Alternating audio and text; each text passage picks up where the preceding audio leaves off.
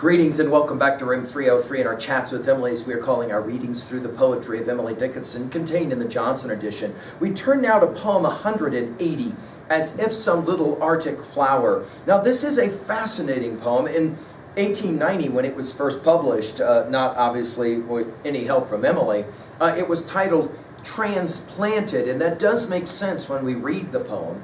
Our assumptions are that you've been following our stuff at LearnStrong.net, down that left-hand side, Chats with Emily, our playlist. I'm hopeful that you've already been introduced to the early set of comments in our introductory lecture, and I'm hopeful that you've been reading with us up through and including poem 179, we just did If I Could Bribe. Now here we have another poem, possibly about afterlife. It's not altogether clear exactly what is to be inferred, and I use that word intentionally for this poem. Again, it's not clear what Emily is arguing for or against here, but clearly we're talking about Emily as logician and the capacity to make inferences, especially as they're drawn from dichotomies or contrasts. In that regards, think of Hegel and his thesis, antithesis, synthesis project. Now, let's enjoy the poem, and I'll let you guys try and figure out. Notice all the echoes of this poem. That is to say, something that's said earlier will come back to be echoed in the latter part of the poem. As if some little Arctic flower upon the polar hem went wandering down the latitudes until it puzzled came to continents of summer, to firmaments of sun, to strange bright crowds of flowers and birds of foreign tongue. I say, as if this little flower to Eden wandered in. What then? Why, nothing. Only your inference therefrom.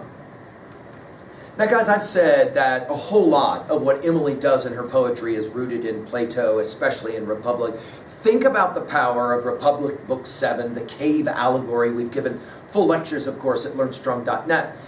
For those of you that maybe are unfamiliar with that little word picture, you'll recall you have people who are sitting in the darkness of a cave with a little bit of light, looking at shadows on a wall, thinking they are real, until some emancipator brings them from the darkness of the cave into the light of the sun. And then there's all kinds of important stuff that happens.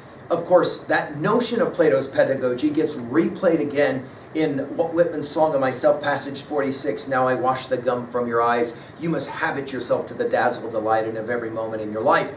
We've given full lectures on that as well at LearnStrong.net. But now take a look. The as-if construction is fascinating. We see it in poems 323 and 695 as being of some power. 55 poems, this as-if construction is going to be used. As if. Notice the use of the little again, 172 poems. Emily loves this little. She'll use it twice in this poem. As if some little Arctic flower, a little flower that has to grow in the Arctic, upon the polar hem went wandering down the latitudes. And every time we see the word wandering in Emily's stuff, we're always going to think about, of course, Homer's Odyssey and the like, right? Went wandering down the latitudes until it puzzled came. Now, 8 poems will use this puzzle. You'll remember it from poem 48. To continents of summer. In other words, what would it be like to be a flower growing in the Arctic, this small flower, and then somehow wander down towards the equator to where we've got summer, the firmaments of sun, to notice strange, we go from puzzle to strange, bright crowds of flowers. In other words, to move from being isolated and the only to then all of a sudden, whoa, no way, there's all these flowers everywhere.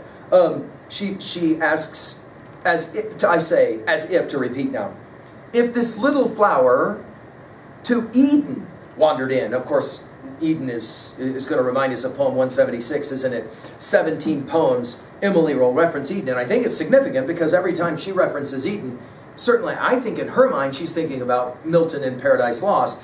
The mind is its own place and can make a heaven of hell, a hell of heaven. You'll remember we've given full lectures, of course, at LearnStrong.net. Think about the power of contrasts, though. She says, as if this little flower to Eden wandered in. What then? It's an interesting question. Like, what is that like when one moves from one idea region, whatever you want to call it, and into another? It's just kind of mind-blowing, she's suggesting. But then she says, why nothing? Only your inference therefrom, exclamation point.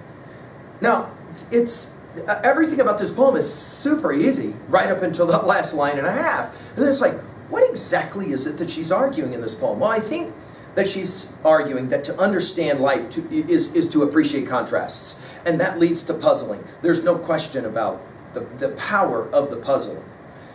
In the end, she could be arguing about the power of heaven. Certainly many, many readers, transplanted again as the title that was given to this. That is to say, we think we live in an amazing place, but once we get to heaven, it's a whole different kind of understanding. It will be significantly more remarkable. At 2b and rhetoric here, I love the echoes, the as if, the use of little, the idea of wandering. All of that to me is remarkable. At 3a, well, obviously I mentioned Plato and I mentioned Milton, but I want you to think about the power of Swift's Gulliver's Travels. We've given full lectures at learnstrong.net. Gulliver and the Travels of Gulliver. Think about what Swift is arguing in that text. Well, everything as we know it is all about relationships to other things. It's all related in some way. We know small because of certain understandings of large. We know large because of certain understandings of small. So, for example, Swift will have Gulliver go from the land of the Lilliputians, where he is small, to, of course, he is